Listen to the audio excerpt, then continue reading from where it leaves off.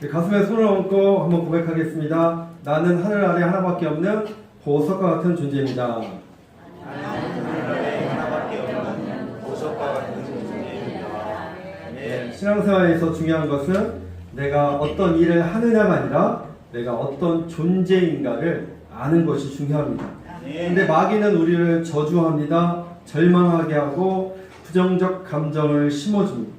인생이 왜 그러냐? 넌 불쌍한 인생이다. 넌 실패한 인생이야. 넌 해도 안 돼. 그러나 우리는 예수님으로 말미암아 죄사함 받고 하나님의 자녀가 되었습니다. 세상 그 어떤 것과도 바꿀 수 없는 존재.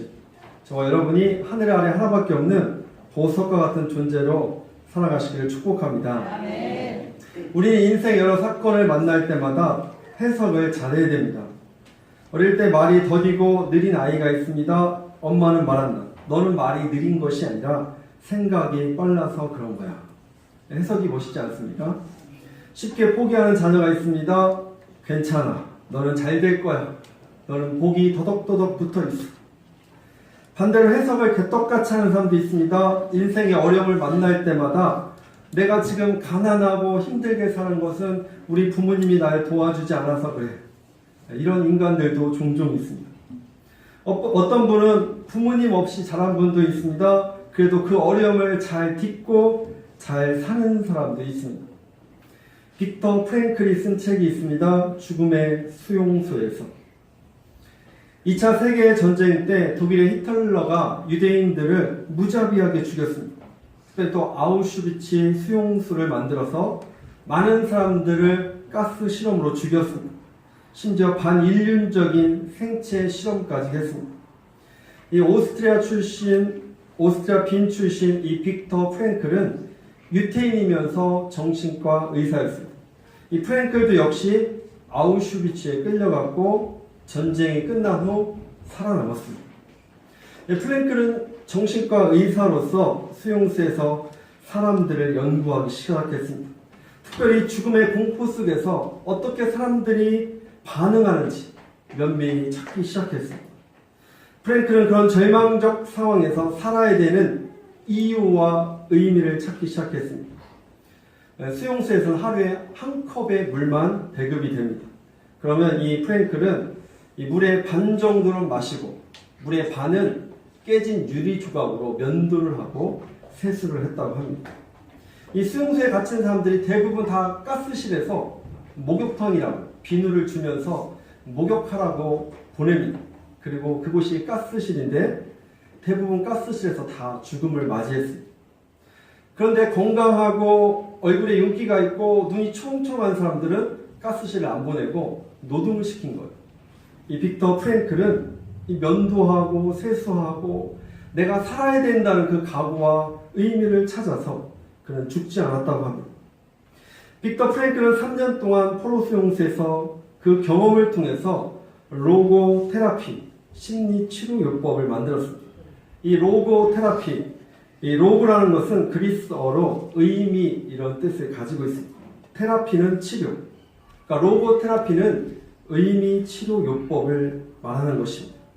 이 로고 테라피의 핵심은 왜 살아야 되는지 아는 사람은 어떤 난관도 이길 수 있다.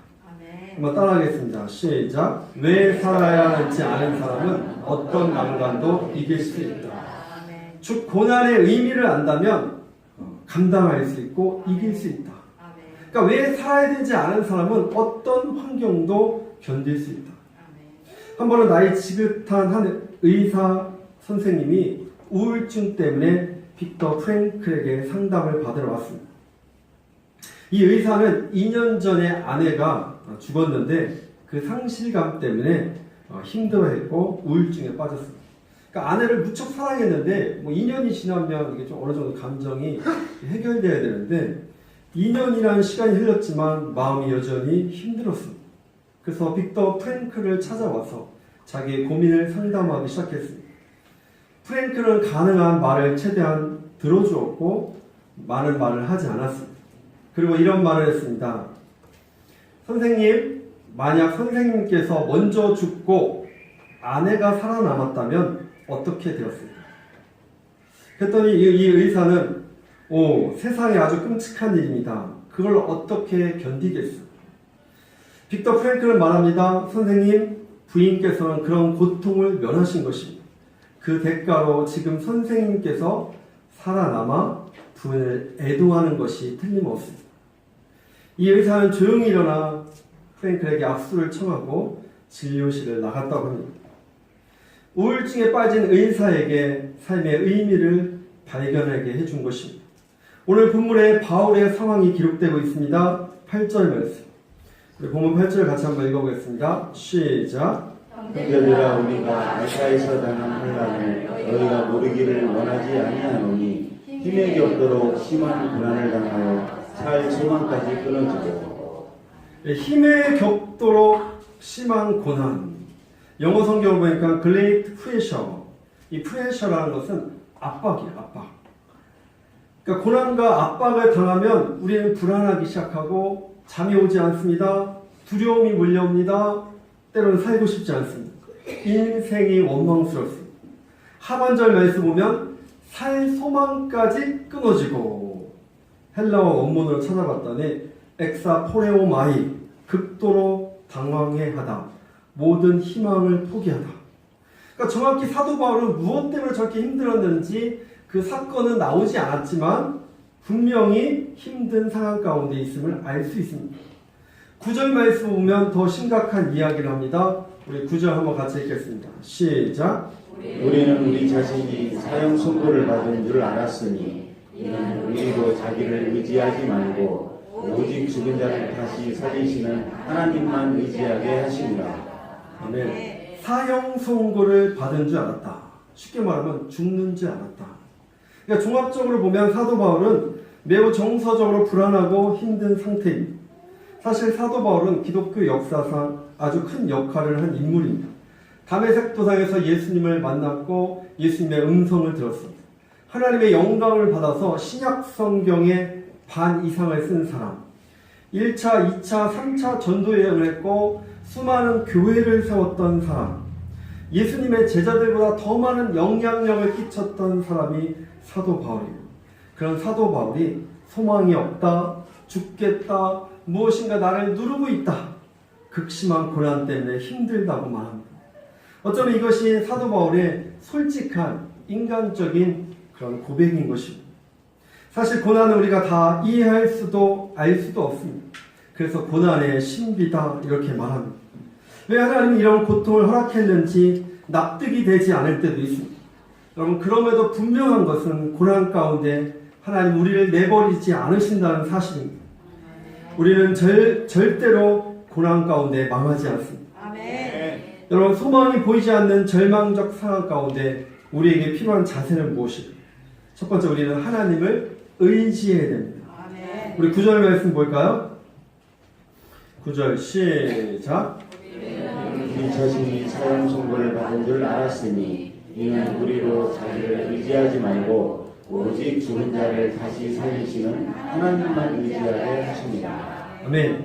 이런 절망적 상황 가운데 자기를 의지하지 말고, 나를 의지하지 말고 하나님만 의지하라. 아멘. 존 메가너 목사님에게 질문했습니다. 지금까지 목회하면서 성공했다고 생각하는 것은 무엇이고 실패했다고 생각하는 것은 무엇입니까? 이 존 메가너 목사님이 말합니다. 내가 한 것은 다 실패하였고 예수님이 한 것은 다 성공이었습니다. 아멘. 여러분, 자신이 인생의 주인이 된 사람은 기도하지 않고 스스로 해결하다 보니 인생길이 험난합니다. 지금은 비록 성공했다고 하더라도 잠깐은 기쁘지만 일평생 힘겹게 살아갈 수 있습니다. 그러나 예수님이 인생의 주인인 사람은 기도하다 보니 인생길이 순탄합니다. 지금은 비록 실패했다고 하더라도 적금을 붓는 것처럼 당장은 쪼들리지만 결국에는 마음 편하게 살다가 천국의 소망을 가지고 죽음을 맞이하는 것입니다. 아멘. 절망을 이기기 위해서 바울은 고린도 교인들에게 중보 기도를 요청합니다. 11절 말씀. 11절 한번 같이 읽겠습니다. 시작. 너희도 우리를 위하여 간구함으로 도우라. 이는 우리가 많은 사람의 기도로 얻은 은사로 말미암아 많은 사람이 우리를 위하여 감사하게 하려 함이라. 아멘. 기도로 도우라. 여러분, 우리는 하나님의 도움도 필요하지만 사람의 기도와 도움도 필요합니다. 아멘. 우리는 혼자서 모든 것을 다 할 수 없어요. 무엇보다 기도로 도와야 되는 것입니다. 아멘. 기도로 서로 돕는 관계가 가장 아름다운 관계입니다. 누군가의 중보 기도는 고난에 처한 사람을 일으키는 힘이 되는 것입니다. 여러분, 중보 기도의 힘을 과소평가하지 마시길 바랍니다. 아멘. 예전에 한 의학 연구팀이 199명의 불임 환자에게 절반은 기도해주고 절반은 기도하지 않았습니다. 전혀 모르는 사람이 이 불임 환자에게 절반의 사람들을 위해서 기도해 주었습니다. 그리고 놀라운 결과가 발표되었는데, 중보 기도를 받은 절반의 사람들이 임신 성공률이 기도받지 않는 사람에 비해서 2배가 높았다고 하는 것입니다. 여러분, 기도한다는 것은 결국 하나님을 의지하는 자세인 것입니다. 아멘. 산상수훈에서 예수님은 어떤 자가 복이 있다고 말하고 있습니까? 심령이 가난한 자가 복이 있다. 아멘. 하나님 없이는 난 살아갈 수 없습니다. 아멘. 이게 심령이 가난한 자. 아멘. 의에 줄이고 목이 마른 자가 복이 있다. 영적인 갈급함이 있는 사람이 복이 있다. 아멘. 여러분, 그것이 바로 하나님을 의지하는 사람인 것입니다. 아멘. 시편 기자는 시편 73편에 하나님을 가까이함이 내게 복이라. 홍해, 애굽에 있다가 구출받죠. 출애굽을 합니다. 그런데 홍해를 만나고 먹을 양식이 떨어지고 물이 떨어지고, 그렇죠? 어려운 고난을 겪지 않습니까? 그 이유가 무엇입니까? 이제는 애굽의 바로 왕을 바라보지 마. 이제는 하나님을 바라봐라. 애굽의 그 문화와 습관을 버리고 하나님만 의지하라는 말씀인 것입니다. 두 번째, 보이지 않는 절망적 상황 가운데 우리에게 필요한 자세는 건져주시는 하나님을 소망해야 됩니다. 10절 말씀. 10절 한번 같이 읽겠습니다. 시작. 그가 이같이 큰 상황에서 우리를 건지셨고 또 건지실 것이며 이후에도 건지시기를 그에게 바라노라. 아멘. 그러니까 성도들의 절망은 믿지 않는 불신자들의 절망보다 사실은 더 비참합니다. 왜냐하면 우리는 하나님에 대한 그 회의, 하나님에 대한 그 실망이 더 크기 때문에 그렇습니다. 하나님 어찌하여 이런 고난을 나에게 주십니까? 요즘 새벽마다 시편 말씀을 묵상하고 있는데, 다윗은 대적자들 때문에 산으로 동굴로 도망다니고 있습니다. 그때 다윗의 고백을 기억하십니까? 하나님 어찌하여 나를 잊으시나이까? 하나님 언제까지, 어느 때까지 내가 이렇게 도망자의 삶을 살아가야 됩니까? 그러나 다윗의 탄식은 탄식으로 끝나지 않습니다. 하나님, 주의 얼굴을 내게 비춰주옵소서. 아멘. 그리고 그의 기도는 감사의 고백으로, 찬양으로 마무리하고 있습니다. 아멘. 때로 믿음의 사람도 절망이란 불청객을 만나지만 삶을 포기하진 않습니다. 아멘. 믿음의 사람은 절망 넘어서 소망을 붙잡아야 되는 것입니다. 아멘. 오늘 10절 마지막에 보면 그에게 바라노라, 아멘. 소망한다, 그런 뜻을 가지고 있습니다. 아멘. 10절에 건진다는 말이 몇 번 나오고 있습니까? 3번. 과거에 건져주셨다. 또 건지실 것을 3번역 성경에 보면 지금도 건져주십니다. 현재를 말하는 거예요. 과거에 건져주셨던 하나님, 지금도 함께 하시고, 아멘. 지금도 역사하시고, 아멘. 지금도 새 일을 행하심을 믿으시기를 바랍니다. 아멘. 그런데 앞으로도 건져주시고, 아멘. 미래, 이후에도 건지시기를. 아멘. 이게 바로 우리는 약속을 붙들고 살아가야 되는 것입니다. 아멘. 과거에 하나님의 건지심을 경험했습니까? 아멘. 오늘 지금도 경험할 수 있고, 아멘. 앞으로도 경험할 수 있습니다. 아멘. 어떤 사람은 과거에 간증이 많은 사람들이 있어요. 하나님의 뜨거운 사랑을 경험했고, 하나님의 기적도 경험하고, 아멘. 막 성령의 그 기름 부으심, 불같은 성령을 경험하는 사람도 있습니다. 그러나 과거가 중요한 게 아니에요. 지금 내가 그 하나님의 은혜를 지금도 누리고 살아가는 것이 중요한 거예요. 아멘. 옛날에 나는 그랬어가 아니라 지금 나는 하나님의 은혜를 받고 있어. 아멘. 지금 누리고 있어가 중요한 것입니다. 아멘. 바울은 인생의 중요한 순간순간마다 하나님의 도우심을 경험합니다. 바울을 죽이려고 작정한 사람이 40명 있었는데 매복했다가 바울을 죽이려고 해요. 그때 하나님의 음성을 듣습니다. 사도행전 23장 11절 말씀. 시작. 그날 밤에 주께서 바울 곁에 서서 이르시되 담대하라 내가 예루살렘에서 나의 일을 증언할 것 같이 주께서도 증언하여라 하리라 하시니라. 40명이 죽이려고 합니다. 걱정하지 마라. 내가 로마로 너를 보내겠다. 이번에는 로마로 가는 중입니다. 유라굴로 광풍을 만나요. 그 배에 276명이 타고 있었는데 그 광풍 앞에 아무것도 손을 쓸 수가 없는 거예요. 성경은 해와 달이 보이지 않았다. 구원의 여망이 보이지 않았다. 그때 하나님이 또 바울에게 말씀해 줍니다. 사도행전 27장 24절 말씀. 같이 읽겠습니다. 시작. 바울아 두려워하지 말라. 내가 가이사 앞에 서야 하겠고 또 하나님께서 너와 함께 항해하는 자들을 다 내게 주셨다 하였으니. 아멘. 우리 인생의 위기와 고난을 만날 때마다 하나님의 음성을 들어요. 아멘. 사랑하는 딸아, 아멘. 걱정하지 마라. 아멘. 사랑하는 아들아, 두려워하지 마라. 아멘. 내가 너와 함께. 아멘. 세 번째, 우리 하나님의 뜻이 있음을 알아야 됩니다. 아멘. 다시 말하면 하나님을 만나야 되는 것입니다. 아멘.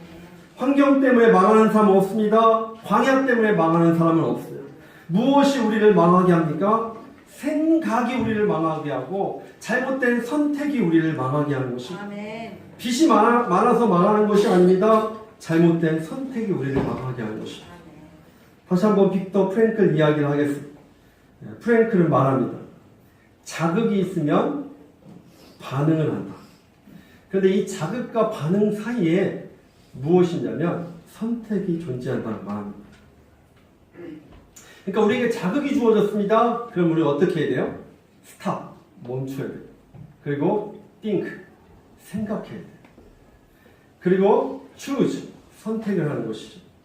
저는 여기서 중요한 교훈을 얻었습니다. 우리 믿음의 사람들은 자극이 주어집니다. 선택을 할 때 어떻게 될까요? 그때 성령의 음성을 들어요. 아멘. 그러니까 하나님은 술 취하지 말라 이는 방탕한 것이니 성령의 충만함을 받아라. 그러니까 성령의 충만함을 받으라는 것은 내 감정과 느낌 따라 선택하지 말고 성령님이 주시는 그 감동, 성령의 지배와 다스림을 받으라는 것입니다. 아멘. 빅터 프랭클은 고백합니다. 당신들은 내 아내와 아이들을 빼앗을 수도 있고 내 옷과 자유를 빼앗을 수도 있습니다. 그러나 당신들은 빼앗을 수 없는 것이 있습니다. 그것은 바로 내게 일어난 일에 대해서 어떻게 반응할 것인가 하는 것입니다. 그렇죠? 다 빼앗을 수 있지만 내가 어떻게 반응하느냐는 빼앗을 수 없다는 것입니다. 우화가 있습니다. 숲속에 귀머거리 뱀이랑 정상적인 뱀이랑 재미있게 놀다가 그만 사냥꾼이 만들어 놓은 구덩이에 빠졌어요. 그래서 이 두 마리 뱀이 막 살려달라고 막 힘껏 외치기 시작했어요. 그랬더니 그 숲속에 있는 막 동물들이 그 구덩이로 쫙 모였어요. 근데 이 동물들이 살려줄 줄 알았는데 너희들은 이제 죽었다. 너희들은 안 돼, 안 돼. 너희들은 사냥꾼한테 잡혀서 이제 죽을 거야. 막 비난하고 부정적인 말을 쏟아내기 시작했습니다. 여러분 과연 두 마리의 뱀의 운명은 어떻게 되었을까요?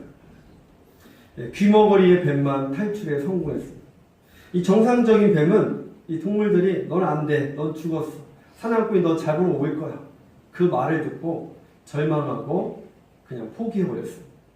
그런데 이 귀머거리 뱀은 사람들이 비난하는 소리를 응원하는 소리를 들었어요. 넌 안 돼, 이 소리를 빨리 나와, 넌 할 수 있어. 근데 소리는 못 듣고 그 표정만 응원하는 소리를 들었어요. 힘내, 화이팅. 이 귀머거리 뱀은 여러 번 시도하다가 결국 탈출에 성공했다는 이야기입니다. 여러분 우리의 상황을 쉽게 바꿀 수 없어. 하지만 나의 반응은 얼마든지 선택에 따라 바꿀 수 있습니다. 힘들다, 어렵다, 죽겠다, 할 수 없다, 주변 소리만 귀 기울이면 포기를 선택할 수 있습니다. 아니면 잘 될 거야, 할 수 있어, 그러면 스스로 힘을 주며 도전하는 것을 선택하는 것입니다. 아멘. 우리가 뭐 꼭 심리적으로 뭐 긍정적인 사고를 가져야 된다, 그것도 중요하지만 여러분 플러스 우리에게는 하나님의 능력의 손길이 있음을 믿으시기를 바랍니다. 아멘. 우리 믿음의 사람은 고난을 만날 때마다 어떻게 될까? 우리 안에 광야를 만날 때마다 어떻게 될까? 틀림없이 무슨 뜻이 있을까요? 한번 따라할까요? 시작. 틀림없이 무슨 뜻이 있을까요? 믿음으로 해석해야 되는 거예요. 믿음으로 반응하고 믿음으로 선택해야 되는 것입니다. 아멘. 여러분 요셉을 기억하십니까? 형들에게 배신을 당했죠. 형들이 팔아먹었어요. 그는 보디발의 집에서 종살이합니다. 열심히 인정받고 종살이하는데 보디발의 아내한테 억울한 누명으로 모함을 당하고 감옥 생활합니다. 감옥에서 술 맡은 관원장의 꿈을 정확히 해석해 주었고 풀려날 줄 알았는데 또 이 술 맡은 관원장이 또 깜빡 잊어버립니다. 결국 요셉은 바로 왕의 꿈을 해석해 주므로 애굽의 총리 자리까지 올라갑니다. 요셉은 이제 권력이 있어, 힘이 있고 파워가 있습니다. 그때 요셉의 그 선택, 요셉은 그때 무엇을 선택했을까? 요셉은 복수를 꿈꾸지 않았습니다. 형들을 감옥에 넣을 수 있었지만 그렇게 하지 않았습니다. 형들 때문에 내 인생을 이렇게 허비했어, 그렇게 말하지 않았습니다. 많은 사람이 부모님의 폭력 때문에 성인이 되어서도 힘들어합니다. 많은 사람들의 부모의 비교의식, 권위의식 때문에 지금도 평안을 찾지 못하고 있어요. 여러분 요셉의 고백을 볼까요? 창세기 45장 5절 말씀 같이 읽겠습니다. 시작. 당신들이 나를 이곳에 팔았다고 해서 근심하지 마소서. 한탄하지 마소서. 하나님이 생명을 구원하시려고 나를 당신들보다 먼저 보내셨나이다. 아멘. 요셉은 지금 믿음으로 해석하고 있고 하나님의 뜻과 섭리로 해석하고 있습니다. 아멘. 애굽에 팔린 것도, 보디발 집에서 종살이한 것도, 억울하게 감옥에 간 것도 다 하나님의 무슨 계획과 섭리가 있었던 거야. 나를 애굽의 총리로 만들어주기 위한 하나님의 뜻이 있었던 거야. 아멘. 목적이 이끄는 삶에 이런 내용이 있습니다. 다운 중국은 아이를 둔 부모를 대상으로 사역할 때 똑같은 상황에 처해 있는 부모보다 그 사역을 잘할 수 있는 사람이 어디 있겠는가? 알코올 중독자를 위해 사역할 때 과거에 똑같은 문제를 가지고 있었지만 그 문제로 마귀와 싸워서 자유를 누리고 있는 사람보다 잘할 수 있는 사람이 어디 있겠는가? 그럼 하나님 우리의 고통을 허비하고 낭비하지 않으십니다. 우리는 살다 보면 수많은 일들이 일어납니다. 좋은 일, 나쁜 일도 일어납니다. 중요한 것은 우리가 어떻게 생각하느냐에 따라서 사명이 될 수 있고 아멘. 절망이 될 수도 아멘. 있습니다. 아멘. 이거 전적으로 우리의 선택의 영역입니다. 오프라 윈프리에 대해서 소개하겠습니다. 오프라 윈프리 사생아로 태어났어요. 엄마 아빠 없이 외할머니 밑에서 자랐습니다. 9살 때 사촌 오빠에게 성폭행을 당했습니다. 14살 때 미혼모로 아기를 낳았어요. 아기는 몇 개월 만에 죽었습니다. 마약 중독에 빠지기도 했고 10대를 아주 우울하게 보냈어요. 그랬던 그녀가 선택한 것은 절망이 아닌 사명이었어요. 그녀에게 닥친 모든 것을 우연이 아닌 사명으로 받아들였어요. 결국 그녀는 토크쇼 여왕으로 스타가 되었고 20세기 가장 부자인 흑인계 미국인으로 꼽혔습니다. 미국 타임즈가 뽑은 미국을 움직이는 가장 영향력 있고 존경받는 인물 1위로 오르게 됐습니다. 오프라 윈프리는 가난과 아픔을 자신에게 준 하나님의 사명으로 받아들였어요. 그의 자서전에서 사명을 이렇게 설명하고 있습니다. 첫 번째, 남보다 더 가졌다는 것은 복이 아니라 사명이다. 자기보다 못한 사람을 도와줘야 할 책임이 있다는 거예요. 여러분 많이 가졌습니까? 잘 먹고 잘 살라고 하나님 주신 것이 아니라 나누고 베풀라고 주신 거예요. 두 번째, 남보다 아파하는 것이 있다면 그것이 고통이 아니라 사명이다. 여러분 아파본 사람이 아픔을 겪은 사람에게 위로해주고 봉사해 줄 수 있는 것입니다. 알코올 중독에 빠져버렸던 사람이 알코올 중독에 빠진 사람을 잘 도울 수 있는 거예요. 셋째, 남보다 설레는 꿈이 있다면 그것은 망상이 아니라 사명이다. 왜냐하면 그 꿈을 이룸으로써 우리가 사회와 이웃을 또 교회를 위해서 봉사할 수 있기 때문에 그렇습니다. 여러분 설레는 꿈이 있으십니까? 아멘. 네 번째, 남보다 부담되는 어떤 것이 있다면 그것은 사명이다. 부담을 피하는 자가 아니라 기꺼이 감당하는 자가 복이 있는 것. 아멘. 여러분 교회도 봉사하다 보면 부담이 있죠. 그 부담을 피하지 마시고 섬기시기를 바랍니다. 아멘. 사랑하는 성도 여러분, 우리에게는 광야가 있습니다. 우리에게는 혼란이 있습니다. 여러분 어떻게 해석하시겠습니까? 원망하고 불평할 수 있어요. 부모를 탓할 수도 있고 목사를 탓할 수도 있고 나라를 탓할 수도 있습니다. 여러분 광야 가운데 하나님을 의지하시길 바랍니다. 아멘. 광야 가운데 건지시는 하나님을 만나시길 바랍니다. 아멘. 광야가 광야로 끝나지 않고 하나님은 광야를 통해서 우리를 축복의 통로로 세우시는 거예요. 광야를 이긴 자는 사람을 세우고 교회를 세우고 사람을 살리는 그런 역할을 감당할 수 있는 것입니다. 아멘. 저와 여러분이 믿음의 눈으로 해석하고 아멘. 믿음의 눈으로 우리에게 만난 고난과 환난을 잘 이겨가시길 아멘. 주님의 이름으로 축원합니다. 아멘. 기도하시겠습니다.